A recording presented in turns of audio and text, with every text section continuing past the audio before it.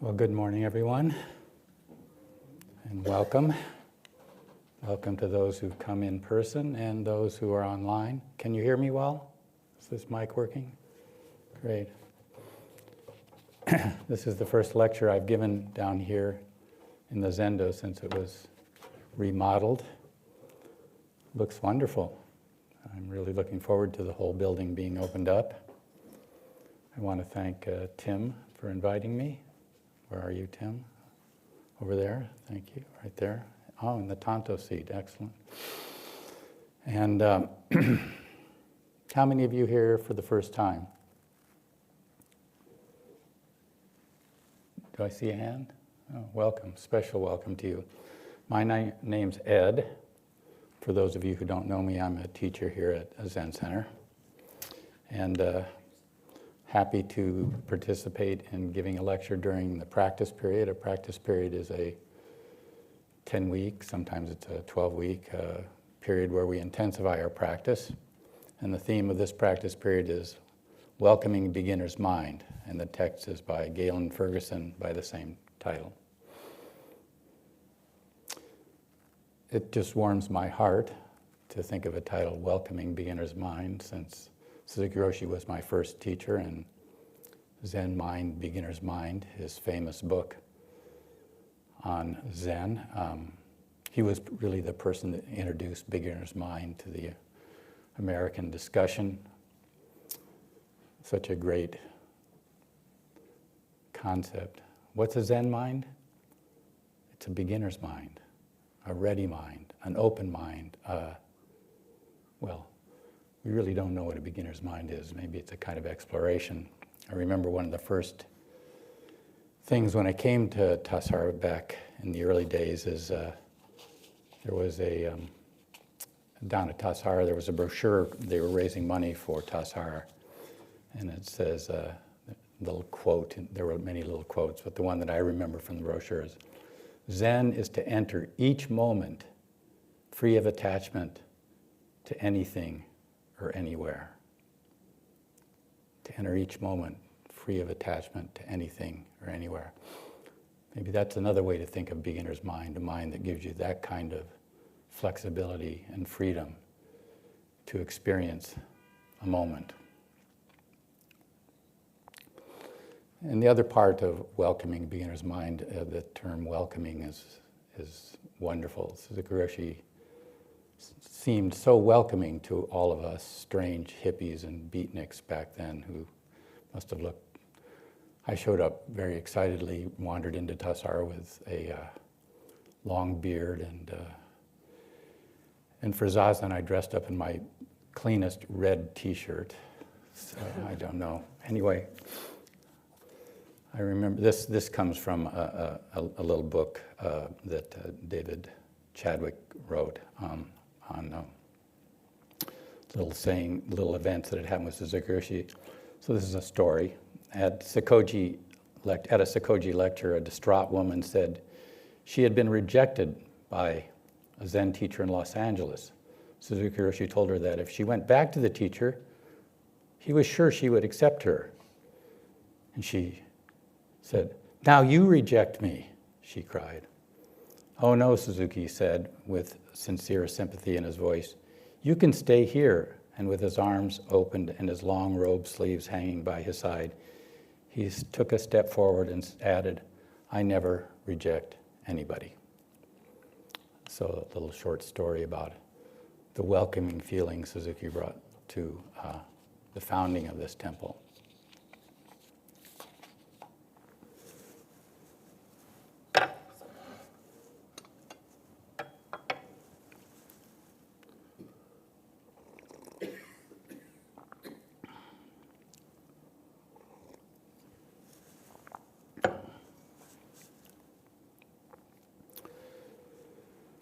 There's so much going on in this world now, so much suffering and confusion.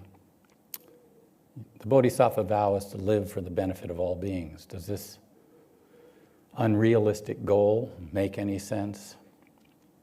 How do we do this? I think the answer is yes, because it is the only practical way to approach life. When we realize through practice and careful observation of our life that only through giving up our own self-centered desires to help others can we truly be fulfilled. It is only through recognizing our deep connection to all beings that we can become free. In Ferguson's book, he has used the 10 ox herding pictures as a description of the path of the Bodhisattva. For those not in the practice period, you can kind of think of the 10 pictures with their verses as describing the 10 stages of a practitioner's progress towards awakening or fully living the life of a bodhisattva. You can think of it as an arc of a life.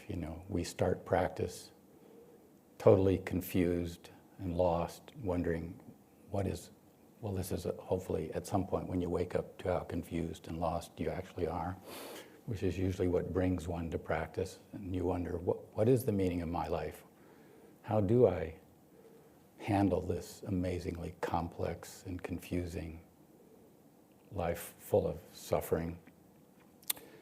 And you start to find a way. You have a kind of sense for the direction. That's sensing the ox. Anyway, through various stages, you find a little more direction in your life. Maybe you find a teacher. Maybe you go live for 4 years in a Zen monastery or sit 20 sessions while you're working your daily life, and maybe start to get some sort of sense for how things are going and how one should go forward. And then at some point in time, you realize that the enlightenment you sought was just in the practice expression of each moment of your life. And that's kind of where the 9th stage of the ox herding pictures end up. We also cycle through all these stages back and forth too. You can get to the 9th and 10th and then go back to the 1st the next morning. So, that's quite typical too. So I've chosen the 9th stage to talk about today. And it's a picture which I'm sure if I hold it up, nobody will be able to see it. But anyway, I'll hold it up anyway. It's a beautiful circle with a tree. Looks like there's a background, possibly. Well, that's not a mountain. Those are just the limbs of the tree. Birds are flying around. And there's a marvelous stream that runs by going on.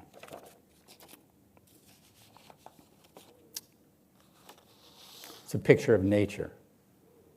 Nature and the wonderful feeling that nature brings to practice. The verse says, "The endless river flows tranquilly on."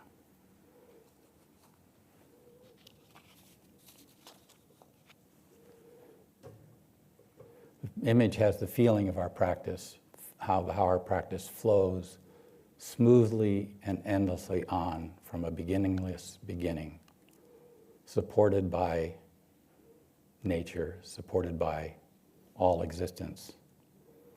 All seeking is forgotten.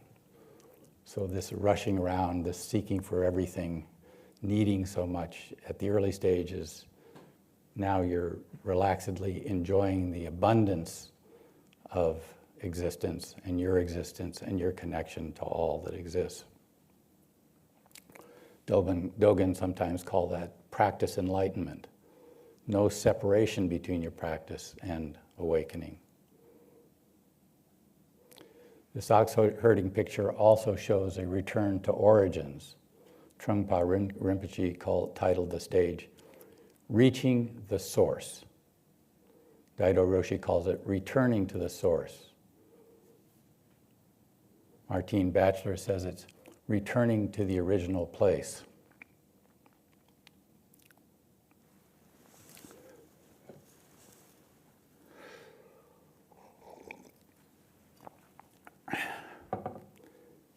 Probably when we were in the womb of our mother's womb, we were connected to everything and everything was probably going quite smoothly, and then this abrupt change happened and we got quite confused and tried to figure out how to live life. And as we got older, it got even more confusing, and we decided to really figure out what's going on here. So we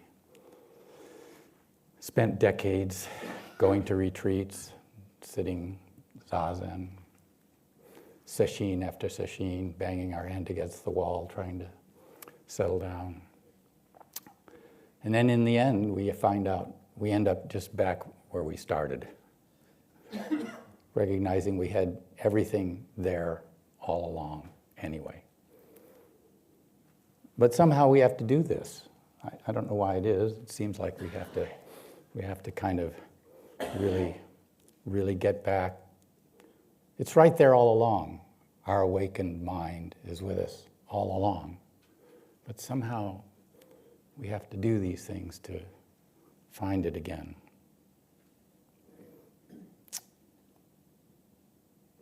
There's another verse that's attached to this image that goes, "Too many steps have been taken returning to the root and the source. Better to have been blind and deaf from the beginning." Those little Chinese guys, they were pretty tough. These images were created in the 12th century. So it reminded me of that beautiful ending part of the Four Quartets by T.S. Eliot. "We shall not cease from exploration, and the end of all our exploring will be to arrive where we started and know the place for the first time." Wonderful T.S. Eliot quote. And then I'm on this sort of theme of returning to where you started. So Bob Dylan, in one of his songs, "I was born very far from where I'm supposed to be, and so I'm on my way home." And I'm also reminded of an old story about two Dharma friends, Yentu and Shuifeng, who had practiced together for many, many years, probably 2 decades with their teacher. And they were off on pilgrimage, and they got caught in a snowstorm and retreated to a small village. And I think it was Shuifeng was busy sitting all night trying to get to the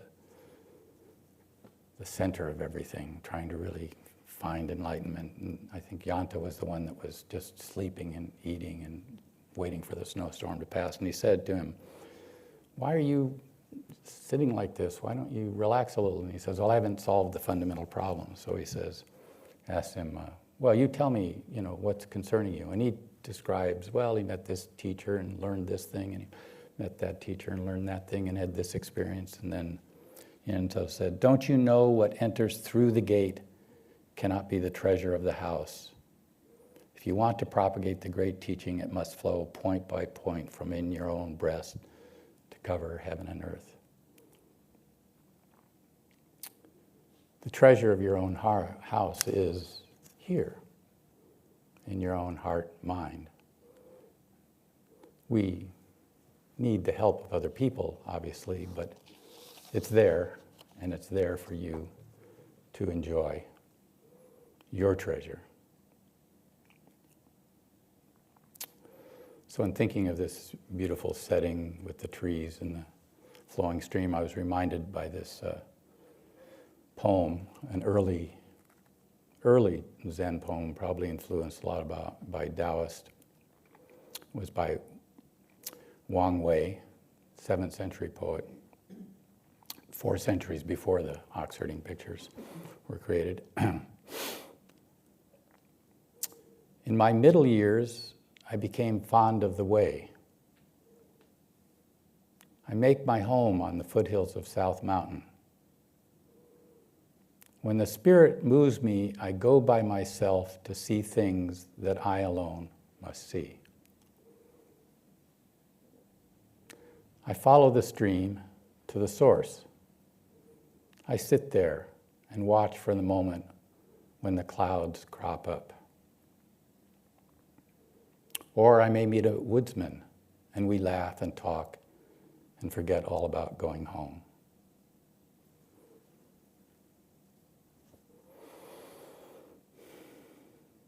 I love that. In my middle years, I became fond of the way. Sort of a more relaxed approach to practice, I'm not really practicing art. No, I became fond of the way. Way comes from the word Tao. When Buddhism came from India into China, it mixed with Taoism. Zen really is kind of the mixture of Taoism and Indian Buddhism. And they really adopted this term, Tao, translated as the way, the path, the way of Zen. So I became fond of the way of Zen, and I made my home in the foothills of a mountain.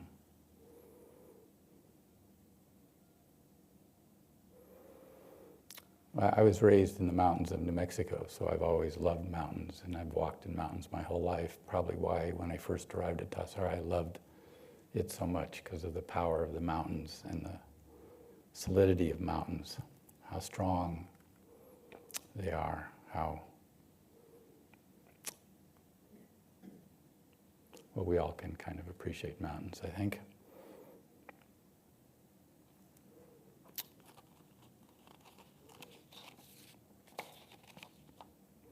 When the Spirit moves me, I go off by myself to see things that I alone must see.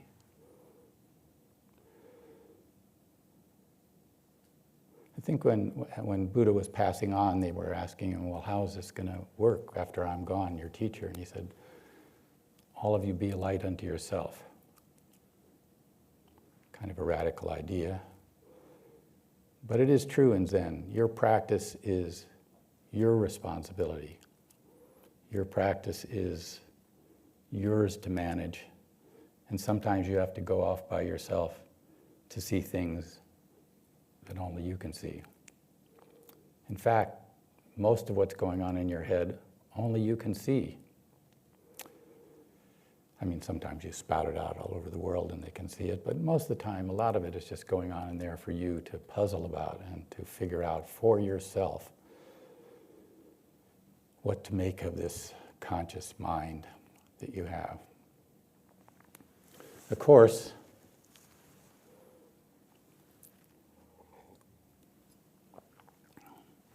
there's a kind of paradox there. You need, of course, the support of a lot of things. Suzuki Roshi used to say, group practice is the shortcut to awakening.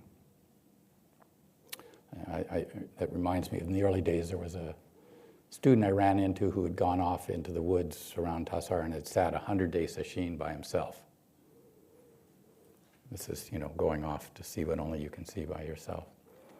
And I asked him, well, did Suzuki Roshi have anything to say about that? And Suzuki Roshi said, he thought it was a little selfish. I don't know, sitting 100-day sesshin by yourself sounds pretty brutal to me, but it could be pretty selfish too. All you have to deal with is yourself. When you sit sesshins with 50 other people, you have to deal with all of that, which is both supportive and adds the complexity of all those crazy other people in the world. The one that sits next to you, you get assigned seats at Tassajara, so there's always, and at the beginning of each practice period, you'd see the list, and you'd go down to see whose seat was next to yours. And then, not her, not him. I could sit next to anybody, but he moves too much, you know how it goes.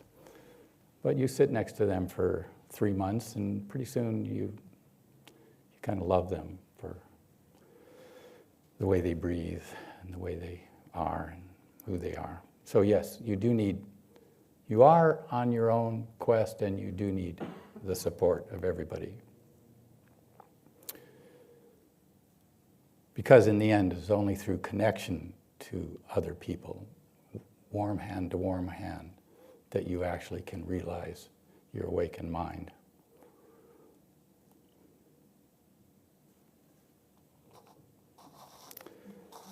Moving on to the source of the stream.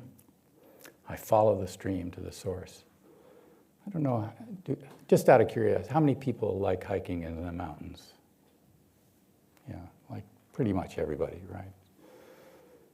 My wife's from Manhattan. It took her a while to hiking in the mountains. She was perfectly happy walking down streets in New York. I would never walk down, but hiking in the mountains, a little scary, animals could jump out. But anyway, so I hiked a lot by myself before I got to Zen Center, and I used to like to follow the stream to the source. Sometimes it was tricky, sometimes the stream would go through certain areas, it'd get around the bushes or climb up a cliff, but you could eventually get to the source. Maybe it was a crack in the granite somewhere, but it was like the stream it's the water that brings the life to the mountain, to the forest. And to sit by a stream usually there's beautiful flowers in the springtime around streams and butterflies floating around. Follow the stream to the source. There's a kind of mystery there.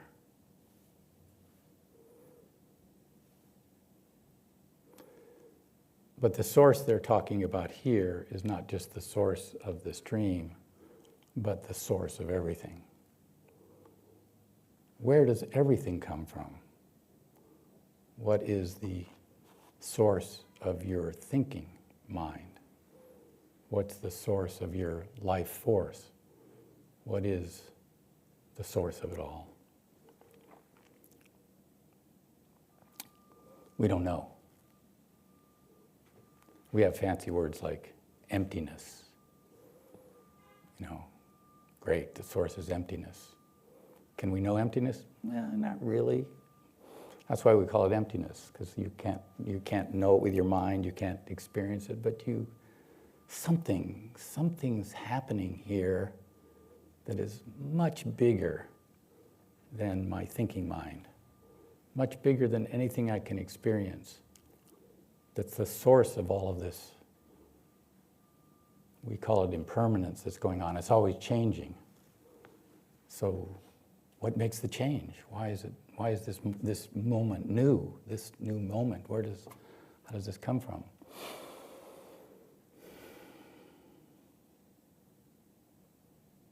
So, of course, becomes particular. It's kind of, we send, probes out into space to find out the source, and we learn that this galaxies upon swirling galaxies of galaxies. The more we look, the bigger it gets.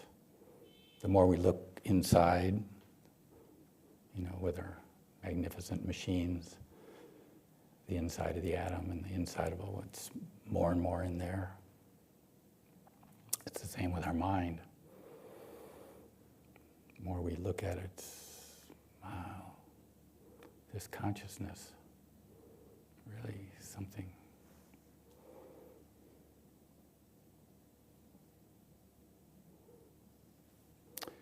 So I follow the stream to the source. So I'm looking for the source, and I sit there and watch for the moment when the clouds crop up.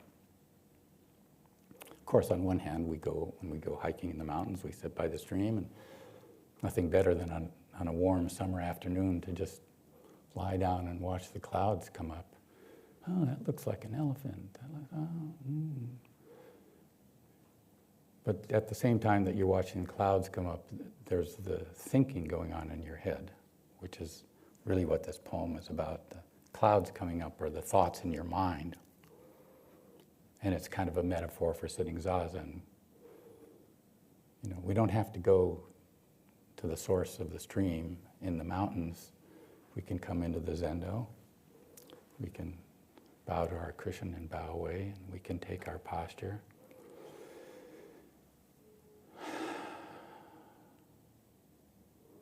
Take a couple of breaths.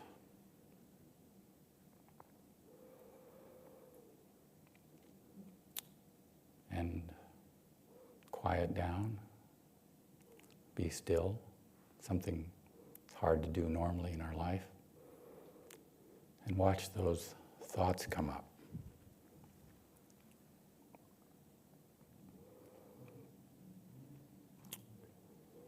We watch it from our body. We pay attention to our breathing.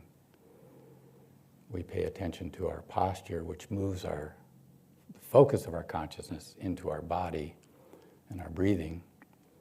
which gives us a different view of our thoughts. And maybe our thoughts, it quiets down enough that you can actually see the space between the thoughts. Maybe you get a sense of the source of these thoughts.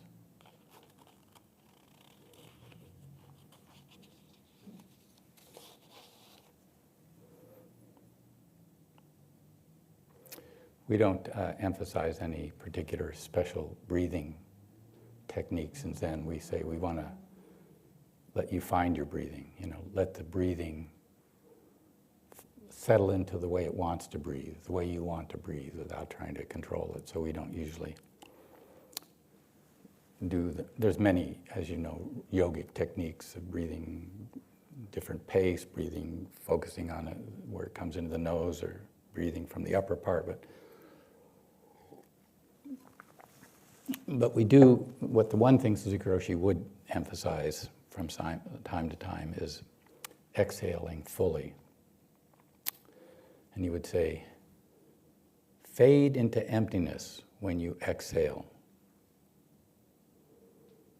This source I was talking about. You become one with everything after you completely exhale. And then an inhale comes. Oh, I'm still alive, fortunately or unfortunately. I always loved that sentence by him. I'm willing to give it all up, let it all go. Dogen would say, drop body and mind, just give it all up. And an exhale is a kind of way of doing that. Oh, and here I am. I gave it all up and it came back.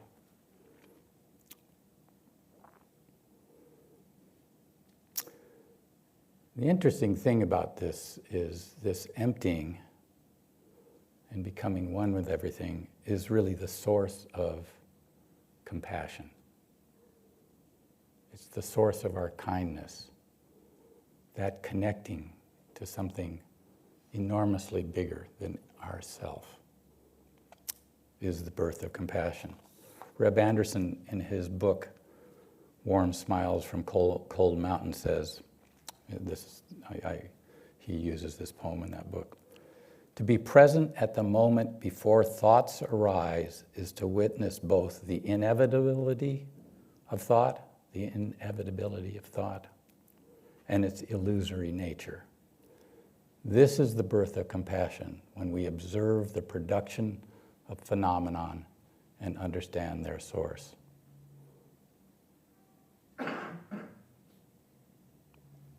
Really interesting thought. I mean, it's, I've thought about this. Where does this compassion come from? Of course, there's been a lot of neuroscience on that. Now, I remember there was a book called A General Theory of Love. Came out in 2000. Thomas Lewis was the author. He and two other professors at UCSF studied this question of where love comes from. And naturally they came up with a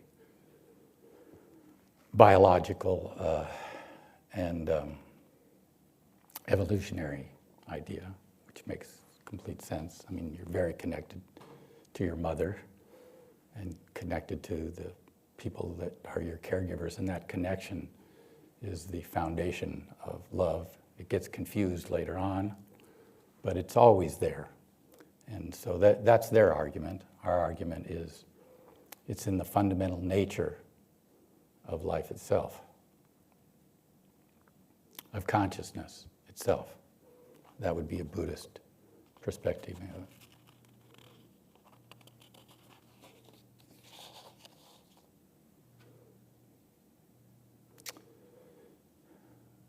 Since I'm on this theme of walking in mountains, lately I've been, since I've stepped away from most of my responsibilities at Zen Center, I've been having time to walk in the hills around my house, and I often come across a bench. Since I'm supposedly partly retired, I just sometimes sit on the bench for 15 minutes, watch the clouds go by. And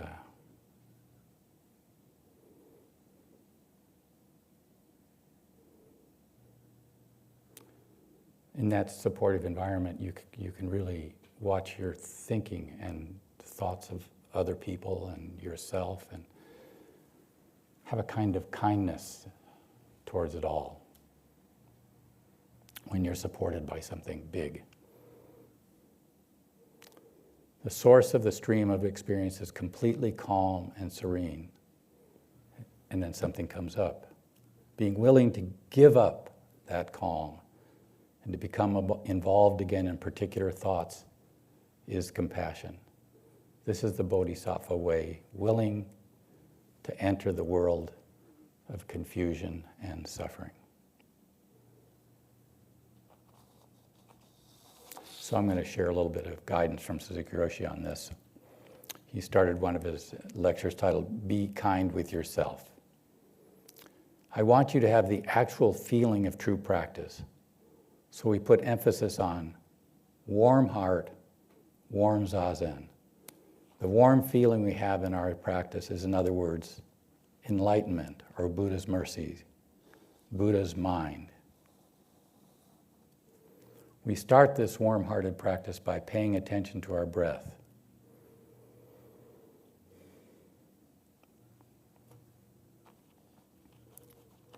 Suzuki Roshi emphasized being kind with your breath. If you are very kind with your breathing, one breath after another, you will have a refreshed, warm feeling in your zazen.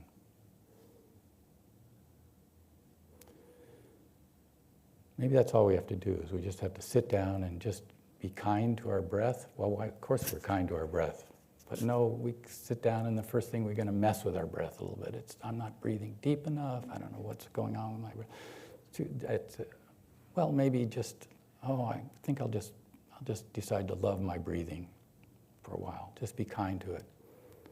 And maybe I'll then have some warm-hearted, fresh feeling towards my body and my life and my mind. After I start having a warm feeling to my breathing, maybe I could have a warm feeling towards this crazy thinking mind, all this karmic life I have to live. Maybe I can give myself a break and have a warm, kind feeling towards the life I've been. Everybody has our own karma, and we have to practice with it. But we want to practice with it with a kind, warm-hearted feeling. And if we can practice with our own karma with a kind, warm-hearted feeling, we have a better chance of practicing with everybody else's karma with a kind, warm-hearted feeling.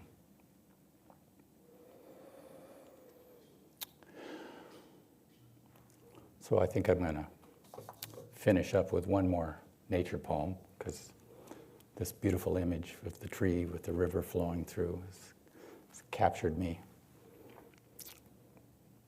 This is a poem by Sudong Po, 11th century Chinese poet.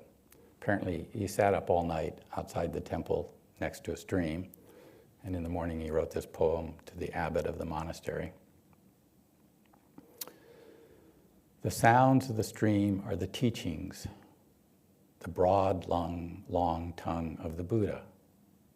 The sounds of the stream are the teachings of the Buddha. The colors of the mountains are nothing but the pure body of Buddha. All night long I hear 84,000 verses. That's a lot of verses. Tomorrow, how can I tell them to others?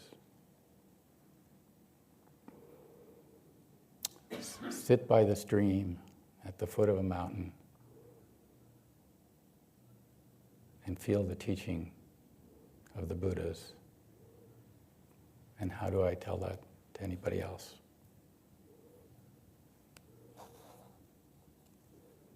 So mountains and streams are expressing the essential nature of reality and are constantly expounding their teachings.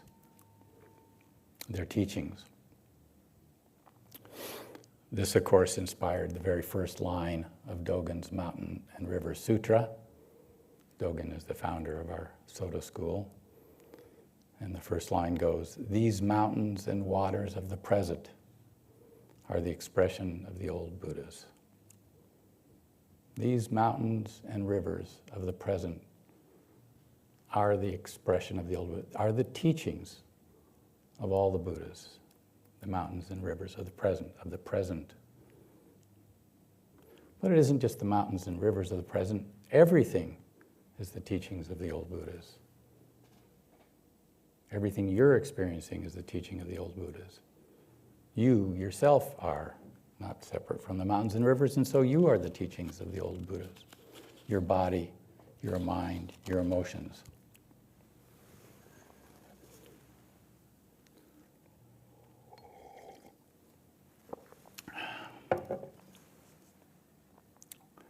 I'm sure all of you feel completely that way, don't you? So hard to grasp that concept. Suzuki Roshi would say, to practice is to open yourself up to everything you see as the embodiment of the truth.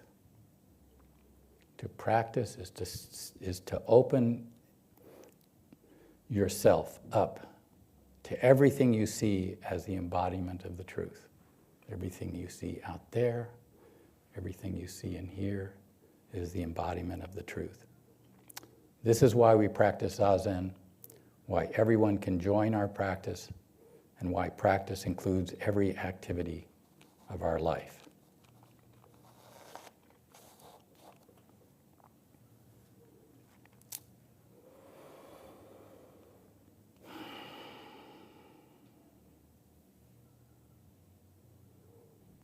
Part of why I, of course, am bringing so much of Suzuki Roshi into this lecture is I practiced with him, and he was a complete inspiration to my life, and also it's titled Beginner's Mind, so I want to do that. So I want to sort of end with two kind of comments Suzuki Roshi made that have been like koans that I've carried with me throughout my life. To end this little lecture. One, I was down at Tassara, just one of the flunkies, digging ditches and, probably being an irritant to the senior staff down there. And the senior staff, I apparently had met with Suzuki Roshi the afternoon, and he'd been very strict with them because they were complaining about all kinds of things, I guess, maybe the guests and various things, and complaining. He'd been very stern with them. Kind of like almost angry, which is very rare for Suzuki Roshi. So that evening, this was down when the lecture hall at Tassara is down by the river and where the students eat now. He gave a very short talk, and then he said, I suppose some of you have some questions. And one of the senior students, I think it was maybe even the director, raised his hand and said, Suzuki Roshi, I've been practicing for 5 years. And I find it very hard to be kind with people. Kind of an apologetic statement about his complaining. And Suzuki Roshi said, 5 years is nothing. You don't know how hard it is to love some people. And I just remember sitting there and how quiet the room was. Because even I, who had only been there a short time, had felt touched by Suzuki Roshi like more than almost any person had for me. His capacity to essentially love everybody. It's when I learned that Zen, with all of its wonderful talk about enlightenment and wisdom, of course it takes great wisdom to be able to love people, to really love people. It's really that. It's about love. It's about opening your heart, mind to that capacity that is your born birthright, so that you can express it.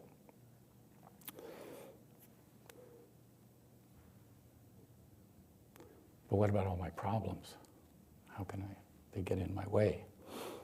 So I'll tell one more sort of koan I carry around with me from my days with Suzuki Roshi. He looked out at us and he said,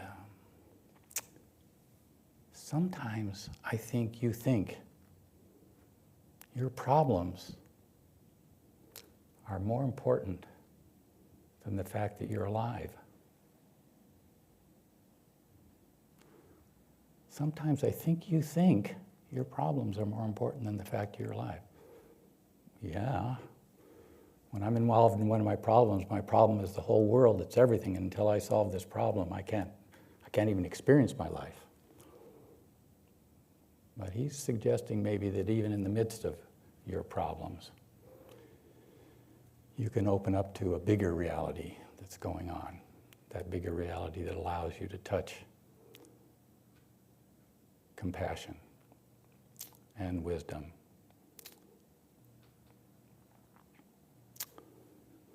Okay, maybe that's enough for now. What do we do now? We're going to stretch. Excellent. We'd like to invite everybody to stand up and take a stretch.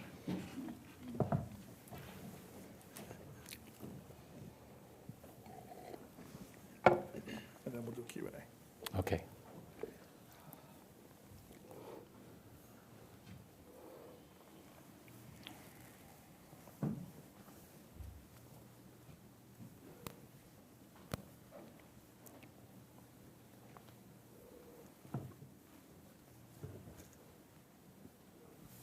So we have time for some questions. If you have a question for Ed, please raise your hand. I'll bring the microphone over to you.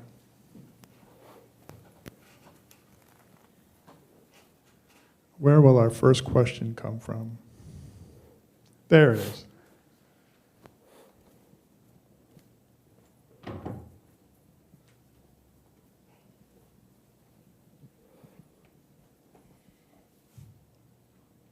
Could you say a little about how a romantic love relationship can be an arena for practice?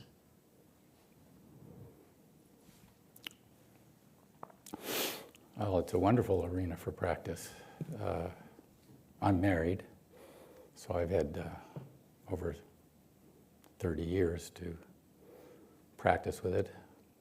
And so you get, I think your whole karmic life comes up in a deep romantic relationship because it's intimate and you're vulnerable in it. So everything from, the wildly romantic beginning where everything you see in the world is beautiful and love, everything is perfect.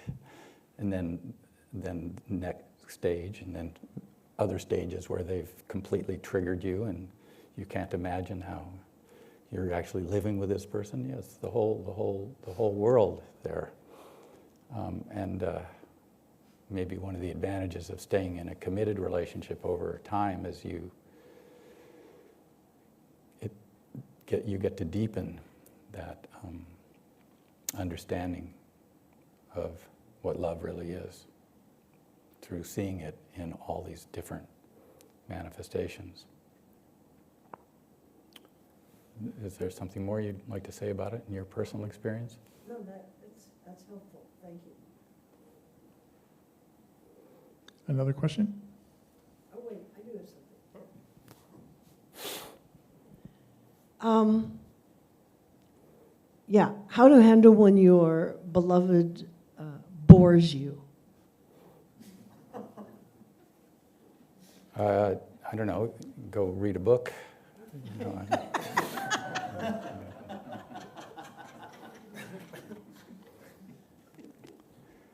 And you get lots of practice with boredom if you sit zazen, right?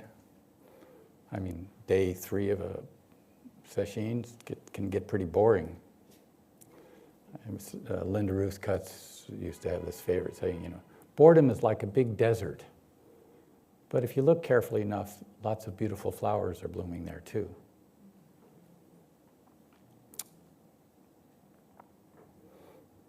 Thank you.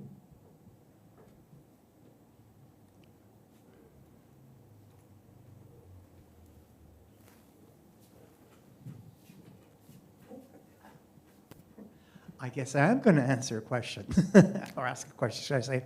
Wondering, for most of us, we've never met Suzuki Roshi, and you speak so fondly of him. What stood out about him? Well, you could read, the prologue to Zen Mind, Beginner's Mind, where Trudy Dixon riffs off this long paragraph of all the qualities of Suzuki Roshi that were so endearing to her. And, I read that and I think, yeah, that's him, Trungpa, in an epilogue, a little sentence he wrote when Suzuki Roshi died, said he burned like the tip of an incense, and yet it didn't make you uncomfortable. There was a kind of presentness to him, a sense of being so present, so awake, but in such a relaxed, warm way. And it allowed him to respond to you just in ways you'd never been responded to because he was so present with you. He actually saw you. I think Suzuki Roshi may have been, possibly other than my mother at age 1, the first person that actually saw me and that I felt seen by and that I felt accepted by and that I felt when I was seen by him that I had seen my own Buddha nature, that I'd seen something bigger. I mean, yeah, I also saw my own confusion and everything else, but I saw something bigger in me when I was seen by him.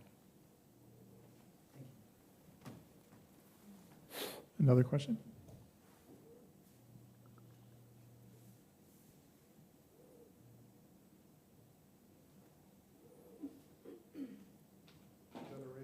Yeah.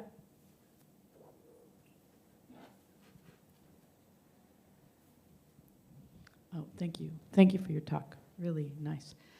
One of my Dharma teachers said, leave thinking to thinking. Mm-hmm. I'm like, okay, that'd be good, but how?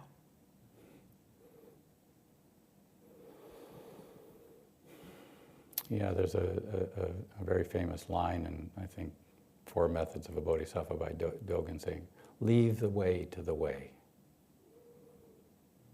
Can we just leave it all alone? The whole schmear for a while? Just leave our whole life, just quit messing with it, just for a while and see what happens? Leave the way to the way. Things will happen. You don't have to manage it all. What a relief to set it down and not try to manage it all. Thank you.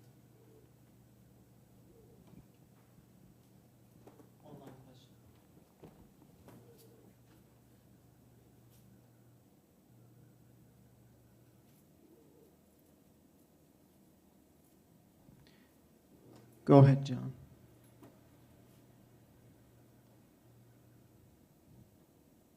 Hi, Ed. Thank you for the talk. I too find a lot of peace in natural settings, and obviously it works as a metaphor too for our own internal process. But I also sometimes feel overwhelmed by the power of what nature can provide. And I wonder if you have any experience or anything to say about that juxtaposition of simultaneously experiencing, two distinct emotions and experiences around,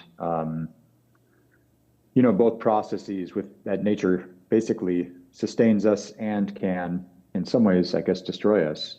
Thank you.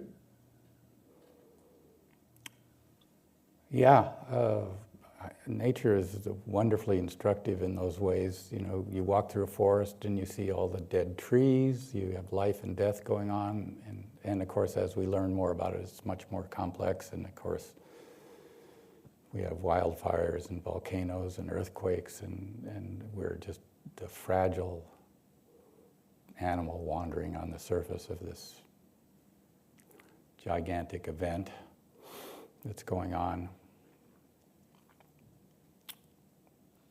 So I think that It isn't all just sitting in a meadow and watching the butterflies going by.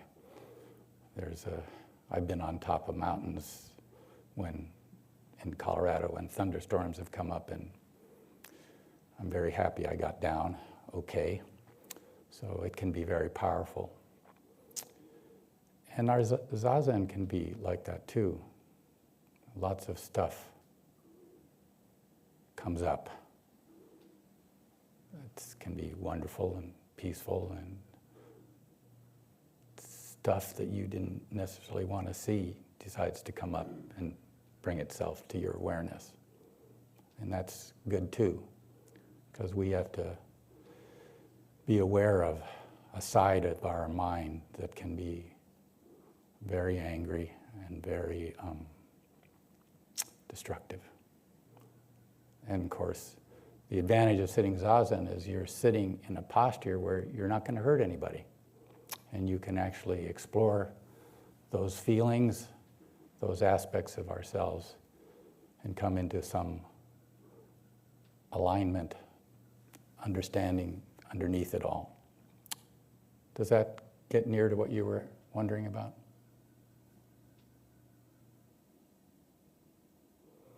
So interesting with this embodied relationship. That was John, right? Yes, thank you very much, Ed. That's wonderful.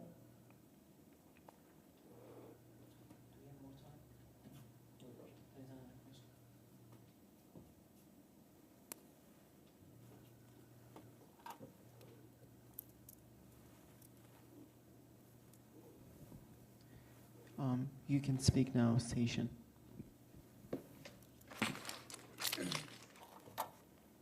Good morning. Good morning, Ed. Good morning. Thank you for your talk today.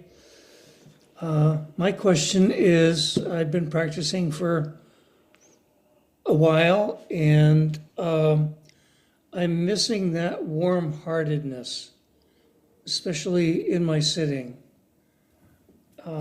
And I'm wondering how to cultivate that. Mm-hmm. Well, I always emphasize the basics, you know. You're up in Edsa Village now, right? Yes. Yeah. So you have a beautiful zendo. You can go and sit in the zendo, and when you pay attention to your posture and your breathing, you're naturally moving your consciousness into your body, your warm body. And by actually paying attention, you start to feel some warmth there. So I would say the basic practice is it, and the secondary practice is, you know, we have our 6 paramitas, and one of my favorite paramitas is the third one: patience, tolerance, endurance. Maybe things are coming up in your zazen that you just need to be patient with to bring back, and eventually that warm-hearted feeling will come back. Nice to hear your voice. Yeah, good to see you.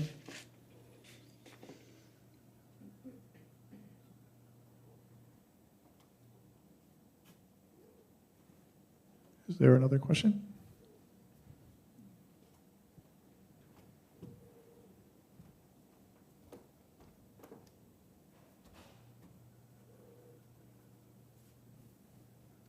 Thank you for your talk. And when I sit a lot, do a sesshin, or just sit a lot, I feel an openness and expansiveness. And I was thinking of an incident when years ago I walked out of here, went to my car, and there were 2 guys that were breaking in my car. They were in my car. So at first I stand there and say, "You guys, get out of my car."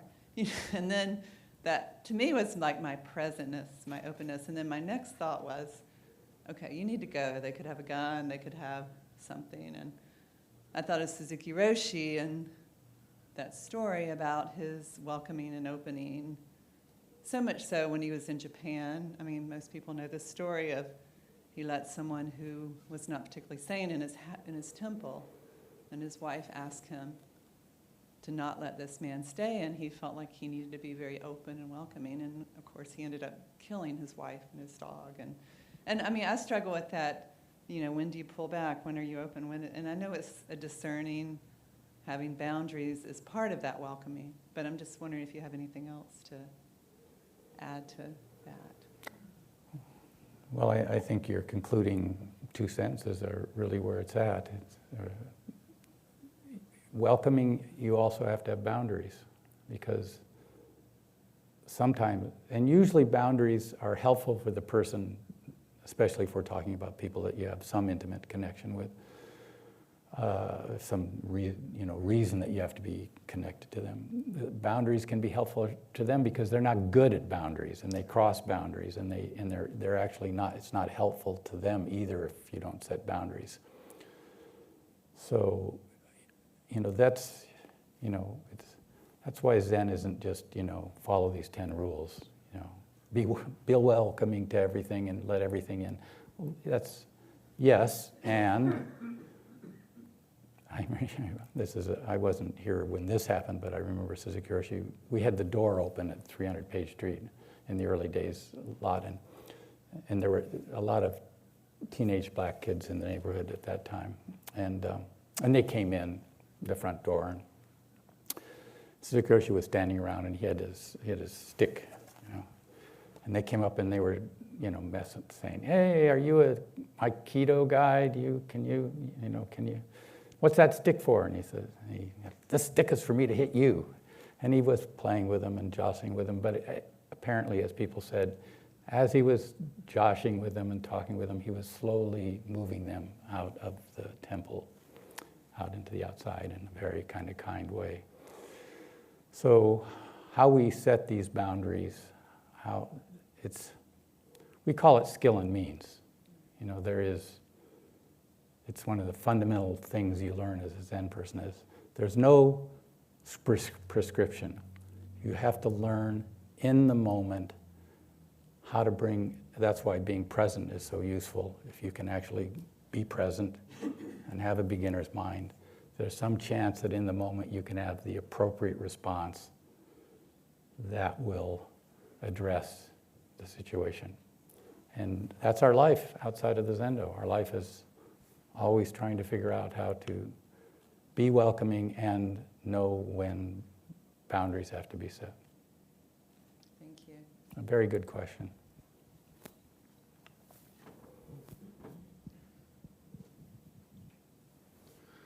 We have one more question, and it's an online question.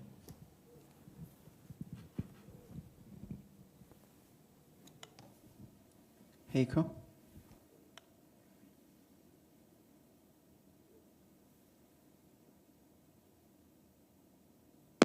Hello, Ed. I thank you very much for your talk. And I heard you say, I thought, compassion arises from the fundamental nature of our being. And I wonder if you could expand on that.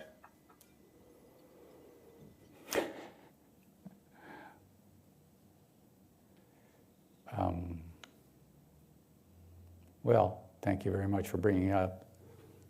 Aside from my images of walking in mountains, that's the kind of fundamental message I was trying to get across, that whether it's studied from a neuroscience or from an evolution point of view, we seem to be beings that were built to be compassionate. And this is confirmed by all the Buddhist scriptures, and it's confirmed by my own paying attention to my process. I think even, let's take one example would be,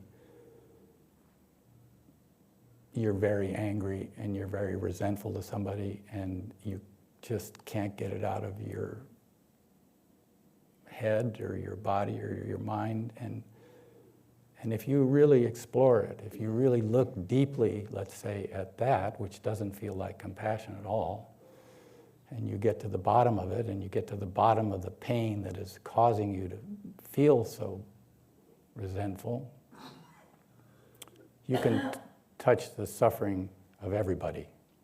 Your suffering is the same as the suffering of everybody's, and in that sense, you can find a kind of compassion.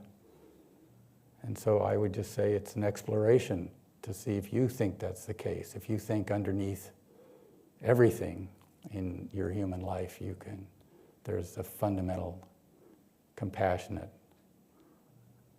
happening.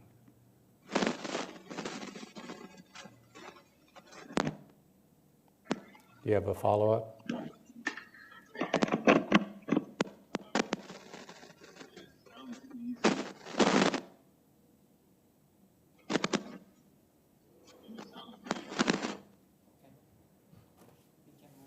Okay. Thank you for that question. Thank you, Ed. Thank you all for your wonderful questions and for listening so attentively to my talk. I hope you have a wonderful day. It's been a pleasure to come here and visit with you. May equally extend to every